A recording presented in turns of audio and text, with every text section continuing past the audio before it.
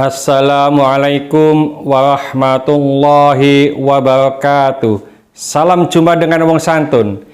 Kali ini saya ingin membahas tentang mati syahid tapi masuk neraka. Kita patut gembira dengan kabar gembira yang disampaikan oleh Nabi Shallallahu Alaihi Wasallam tentang gambaran atau indikasi orang yang mati syahid. Banyak hadis yang menerangkan tentang hal ini. Di antaranya adalah hadis riwayat Bukhari, bahwasanya Rasulullah Shallallahu Alaihi Wasallam bersabda, "Asyuhada'u khamsatun." Yang pertama, al-mad'un. Yang kedua, wal mabtun. Yang ketiga, wal ghariq. Yang keempat, wasahibul hadmi. Yang kelima, wasyahidu fi sabilillah. Maksudnya, syuhada atau orang yang mati syahid itu ada 5. Pertama, yaitu orang yang meninggal karena penyakit taun atau lepra. Yang kedua, orang yang meninggal karena sakit perut. Yang ketiga, orang yang meninggal karena tenggelam. Yang keempat, orang yang meninggal karena tertimpa bangunan atau tembok. Dan yang kelima, orang yang gugur di jalan Allah.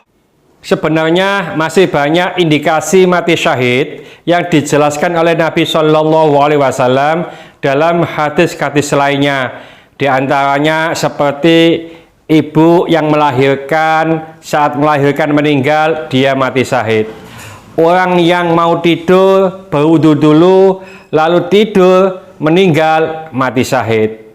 Seorang ayah bekerja untuk menafkahi keluarganya, meninggal dalam bekerja, dia mati syahid. Hadis di atas dan hadis-hadis lainnya itu hanya menunjukkan gambaran atau indikasi, sedang kepastiannya tetap hanya Allah dan Rasulnya yang mengetahui, tentunya lewat wahyu yang diwahyukan. Jadi tidak ada yang tahu pastinya orang ini mati syahid atau tidak, hanya indikasi, hanya gambaran yang disampaikan oleh Rasulullah Sallallahu Alaihi Wasallam. Ada hadis riwayat Muslim, hadisnya ini panjang. Yang intinya hadis ini dari Abu Hurairah, dia berkata, pada hari Khaybar, maksudnya perang Khaybar, kami keluar bersama Nabi Shallallahu Alaihi Wasallam hingga Allah memberi kemenangan kepada kami. Namun tidaklah ghanimah, maksudnya harta rampasan perang, yang kami peroleh berupa emas atau perak, melainkan harta benda, makanan, dan pakaian. Kemudian kami bergegas menuju sebuah bukit. Ini kata Abu Hurairah. Dan Rasulullah Shallallahu Alaihi Wasallam saat itu bersama dengan budak beliau. Ketika kami sampai di bukit itu, budak Rasulullah Shallallahu Alaihi Wasallam tersebut berdiri dan melepaskan ikatan tali pelananya. Namun tiba-tiba dia dipanah, maksudnya budak Rasulullah ini dipanah oleh orang dan menemui ajalnya di sana. Kami pun berkata, kami mengucapkan selamat baginya, wahai Rasulullah, karena telah mendapatkan mati syahid. Tapi apa jawaban Rasulullah? Malah beliau berkata, tidak, demi zat yang jiwa Muhammad pada genggamannya, sungguh ia akan dilahap oleh api neraka karena selimut dari ghanimah perang Khaybar yang diambilnya sebelum dibagikan. Abu Hurairah berkata, orang-orang pun terhenyak kaget.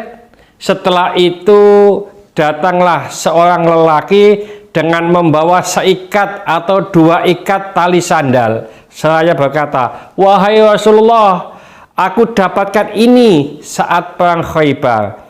Maka Rasulullah pun bersabda, seikat tali sandal dari api neraka, atau 2 ikat tali sandal dari api neraka. Ada cerita lain, hadis ini diriwayatkan oleh Imam Bukhari, hadisnya sangat panjang, yang intinya bahwa Rasulullah Shallallahu Alaihi Wasallam berhadapan dengan kaum musyrikin, lalu saling berperang. Ketika Rasulullah Shallallahu Alaihi Wasallam bergabung dengan bala tentara beliau dan musuhnya pun bergabung dengan bala tentara mereka, ada di antara sahabat Rasulullah Shallallahu Alaihi Wasallam seorang yang ditemukan dalam keadaan sendirian, terluka sangat parah dan dia mati terbunuh oleh pedang. Lalu setelah itu ada yang berkata, hari ini tidak ada seorang pun di antara kita yang mendapat ganjaran pahala sebagaimana yang didapat fulan ini. Maksudnya orang yang mati kena pedang tadi. Namun Rasulullah Shallallahu Alaihi Wasallam bersabda, ketahuilah, sungguh dia termasuk dari golongan ahli neraka. Lalu ada seorang laki-laki di tengah orang banyak menimpali, aku ada bersama orang itu. Laki-laki itu bercerita bahwa dia pergi bersama fulan, maksudnya orang yang meninggal tadi, hingga apabila dia berhenti, dia pun ikut berhenti, dan apabila dia maju menyerang, ia pun ikut menyerang. Laki-laki itu melanjutkan perkataannya, lalu fulan tersebut terluka parah sehingga mengantarkannya hampir kepada kematian. Lalu laki-laki itu meletakkan, maksudnya si fulan itu meletakkan pedangnya di tanah dan ujung pedangnya itu diletakkan di dadanya. Lalu dia membunuh dirinya sendiri. Maka orang yang bersamanya tadi pergi menemui Rasulullah Shallallahu Alaihi Wasallam lalu berkata, aku bersaksi bahwa engkau ya Rasulullah adalah benar-benar utusan Allah. Nabi Shallallahu Alaihi Wasallam bertanya, kenapa kamu berkata begitu? Orang ini menjawab, karena fulan yang Tuhan sebutkan tadi benar-benar dia penghuni neraka. Maka orang-orang kaget mendengar ucapan itu. Aku berkata, maksudnya ini orang yang bersama fulan tadi, aku menjadi saksinya, aku telah keluar bersamanya di mana aku mencarinya. Kemudian aku dapatkan dia dalam keadaan luka parah, hampir menemui ajalnya. Lalu dia meletakkan pedangnya di tanah dan ujung pedangnya diletakkan di antara dua dadanya ini. Lalu dia membunuh dirinya sendiri. Maka pada kesempatan itu juga Rasulullah Shallallahu Alaihi Wasallam bersabda, sesungguhnya ada seorang yang mengamalkan amalan ahli surga berdasarkan yang tampak oleh manusia, padahal dia adalah dari golongan ahli neraka. Dan ada seseorang yang mengamalkan amalan ahli neraka berdasarkan yang nampak oleh manusia, padahal dia adalah dari golongan ahli surga. Lalu Imam Bukhari pun meletakkan sebuah bab dalam kitab Sahihnya disertai pemaparan hadis dari Abu Hurairah yang berjudul Babun la yaqulu fulanun syahidun. Qala Abu Hurairah anin Nabi sallallahu alaihi wasallam, Allahu a'lamu biman yujahidu fi sabilih. Allahu a'lamu biman yuklamu fi sabilih.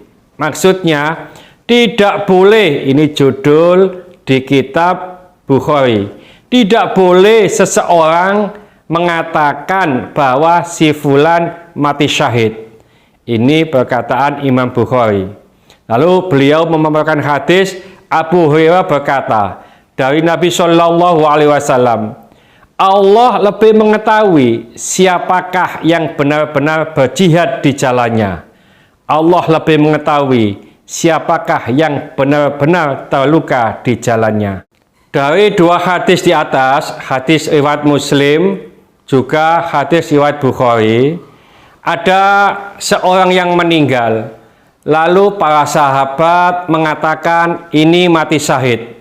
Tapi apa jawaban Rasulullah? Tidak, dia ahli neraka. Karena apa? Karena hanya Allah dan Rasulnya yang tahu bahwa orang ini ahli surga atau ahli neraka. Memang indikasi-indikasi untuk mati syahid sudah dijelaskan oleh Rasulullah SAW seperti hadis yang di atas.